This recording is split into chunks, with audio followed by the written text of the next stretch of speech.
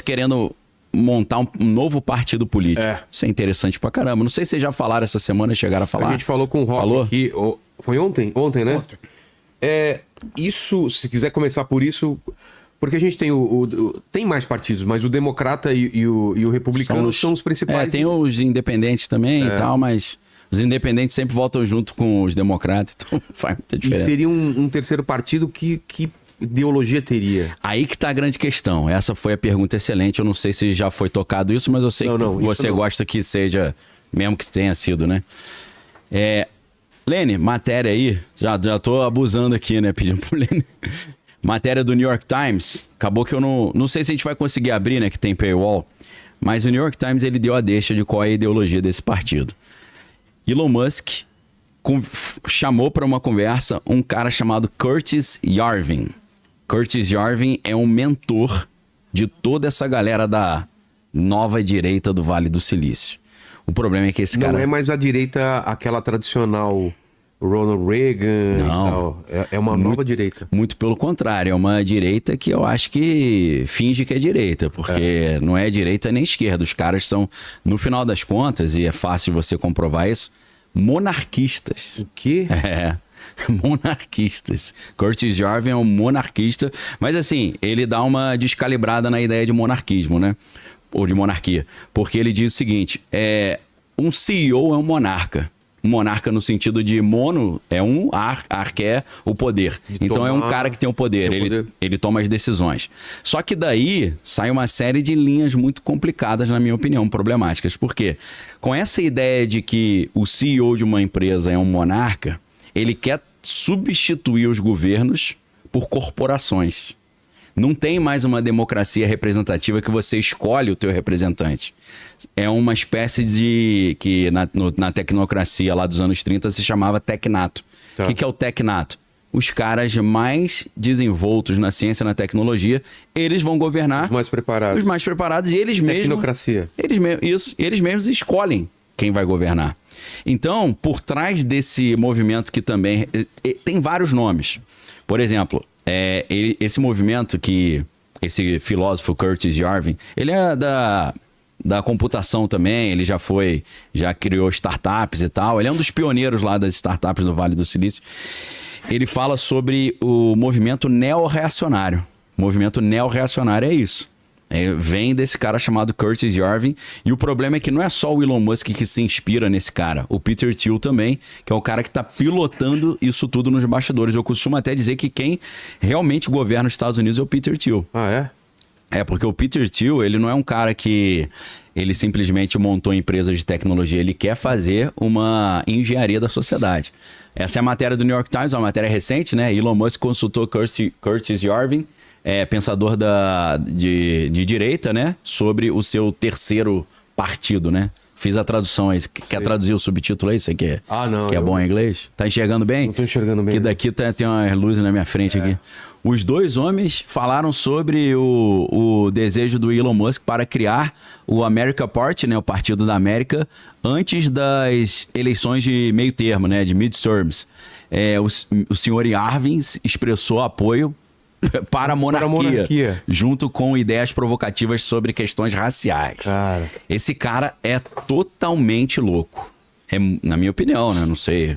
Às vezes você pode achar legal, mas o Curtis Yarvin, ele tem essa ideia de que o povo é ignorante e, sendo ignorante, não tem condição de escolher um representante adequado. Então, a sociedade deve ser governada pelos melhores e para isso não precisa de eleição. Eles mesmos, os melhores, é por isso que é uma espécie de aristocracia, né? Lembrando que a aristocracia, a etimologia da palavra, a origem da palavra é interessante, porque em grego a palavra, a galera fala arete, mas em grego fala arite. Arite significa virtude. Então a aristocracia é o governo dos virtuosos, os melhores, né? Então na Grécia você tinha o povão, que era o demos, e você tinha os ariste, ou escreve aristói, que eram os melhores. Então você tinha povão, demos, democracia, governo do demos, governo do povão. Aristocracia, governo dos melhores.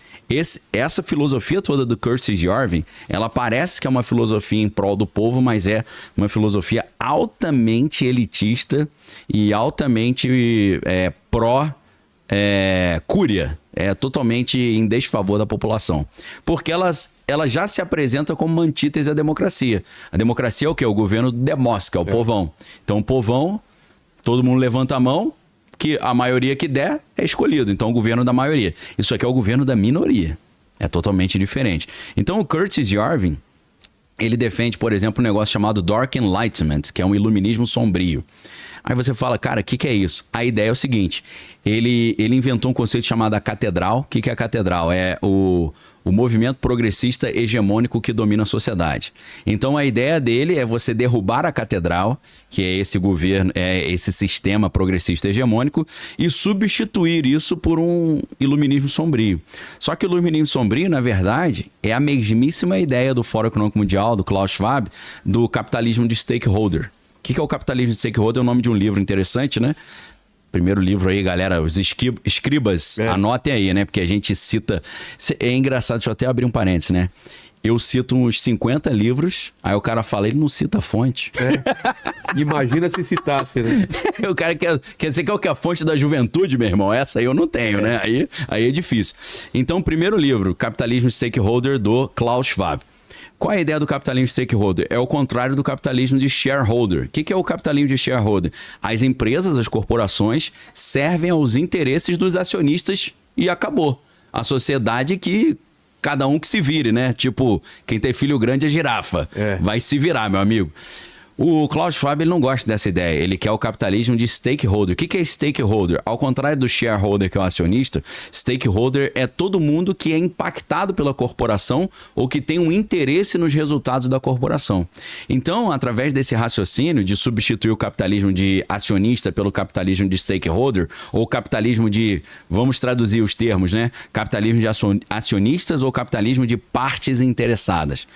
Qual é a parte interessada? A sociedade inteira. Então, para essa ideia do Fórum Econômico Mundial, do Klaus Schwab, as corporações devem servir a toda a população e não apenas aos acionistas da empresa, e no final das contas as corporações que devem governar os países. E na verdade você vai ver que para o Curtis Yarvin a ideia é você acabar com o conceito de Estado-nação e você montar megacorporações continentais. É como se um sistema tecnológico organizado por esses cientistas top de linha, governassem continentes inteiros. Essa era a ideia original, aí você vê a coincidência entre as ideias. A gente está comparando aqui uma proposta do Klaus Schwab do Fórum Econômico Mundial com uma proposta do filósofo Curtis Yarvin com a própria proposta do movimento tecnocrático que floresceu no Canadá nos anos 30, capitaneado pelo avô do Elon Musk, que era o Joshua Norman Haldeman.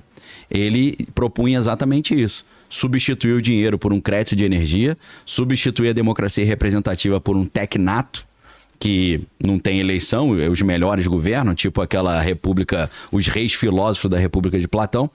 E isso seria governado todas as Américas, América do Norte, América Central, América do Sul. Eles governariam as Américas inteiras. Só que naquela época, nos anos 30, não havia tecnologia suficiente para você governar os continentes americanos inteiros e monitorar todo o consumo e a produção de energia individual. E substituir o dinheiro físico por um crédito de energia. O problema, ou para mim é um problema. O problema é que hoje existe tecnologia possível para fazer isso. Substituindo o dinheiro físico pelo dinheiro digital, montando um sistema de monitoramento global para monitorar o que está todo mundo comprando e vendendo. Você restringir a compra ou a venda de alguma forma, por exemplo, não é interessante que você compre muitas passagens de avião porque emite muito gás do efeito estufa. Então eles começam a cercear a liberdade de compra e a liberdade de comércio, colocando em cima das pessoas uma multa que, na verdade, em vez de ser apresentada como multa, é apresentada como um crédito de carbono. Sim. A ideia de crédito de carbono é nada mais do que uma atualização do conceito de crédito de energia lá do movimento tecnocrata. Então, o que preocupa um pouco o Elon Musk está querendo criar um novo partido a partir da filosofia do Curtis Yarvin é que ele está, na prática, trazendo o mesmo plano do Fórum Econômico Mundial, o mesmo plano do tecnato que fez o seu avô ir para a cadeia, porque foi considerado considerado um movimento antidemocrático subversivo, que queria derrubar a ordem vigente, né? Parece mais ou menos o que Marx cita lá no último parágrafo do Manifesto do Partido Comunista, quando ele fala, né? Nós comunistas não temos o desejo de esconder as nossas reais intenções, que só podem ser atingidas por meio da derrubada violenta da ordem social vigente, que trema as nações diante da revolução do proletariado, porque nós não temos nada a perder senão os grilhões que nos prendem, proletários do mundo todo univos. Fiz uma citação aqui porque, né, é importante a gente saber do que a gente está falando.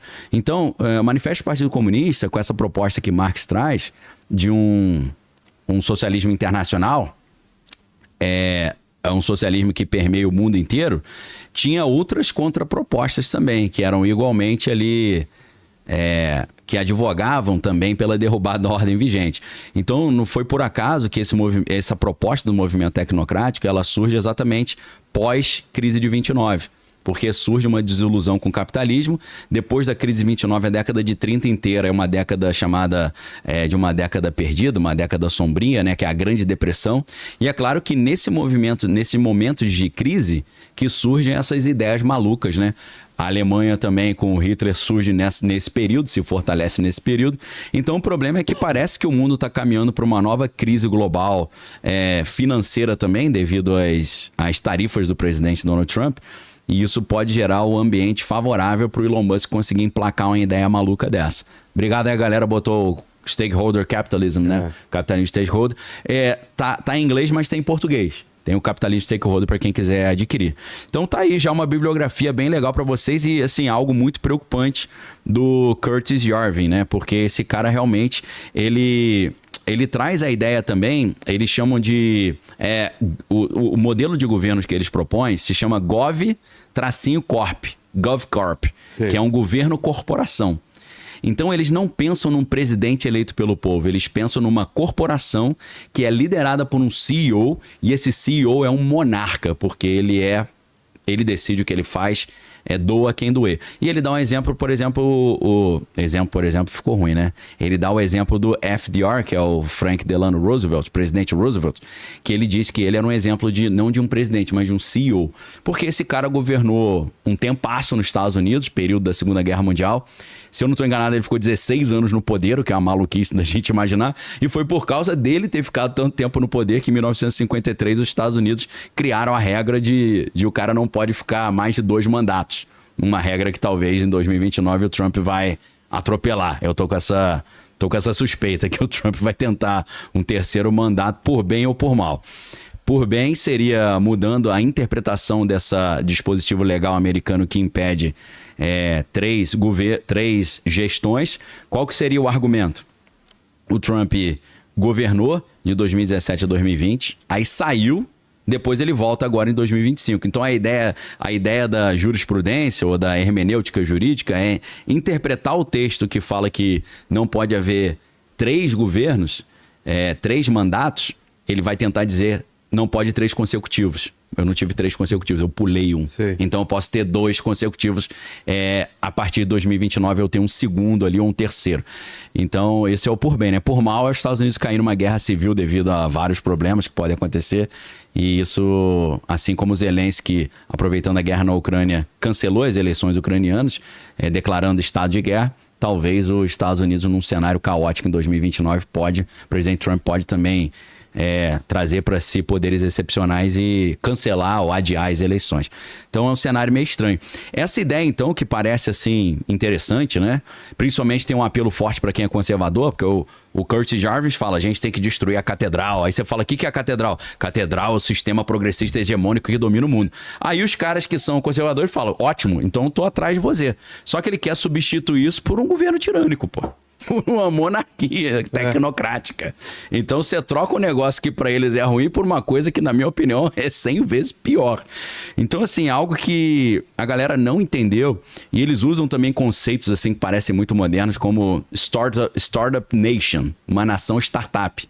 Porque uma startup é governada por um CEO, né? Então eles falam, não, o exemplo que ele fala é o seguinte, você imaginar a Apple governando os Estados Unidos ia bombar, ia ser uma maravilha. Agora você imaginar o governo a parte de computação do governo estadual da Califórnia governar a Apple ia falir a Apple, né? Então a proposta dele é essa. Imagine como seria lindo, em vez de você ter um presidente eleito pelo povo, você pegar um cara competente como Tim Cook e botar para governar os Estados Unidos. Aí você fala, mas botar quem, meu irmão? Quem que vai escolher? É a revelia do povo, pô. Pois é. É isso que esses caras estão propondo. Então, assim, eles gostam muito da figura, por exemplo, de Júlio César, como tirano, né? Júlio César era um tirano de Roma, né? Ele implementou uma ditadura em Roma. Foi morto por causa disso. Então, assim, você já vê imagens do Trump, assim, vestido meio com a roupagem de Júlio César. O Elon Musk botando lá ele com roupa de um centurião romano, botando SPQR, né? Senado do Povo Romano. Então você vê que isso tudo que parece que são memes e brincadeiras, na verdade essa galera tá levando muito a sério isso. Essa ideia de ver uma empresa como uma monarquia e depois ver o governo como uma empresa e substituir o governo por corporações, parece um negócio que você olha assim lindo, mas na verdade vai tirar completamente os meios de ação do povo para conseguir escolher os seus representantes eleitos. Então,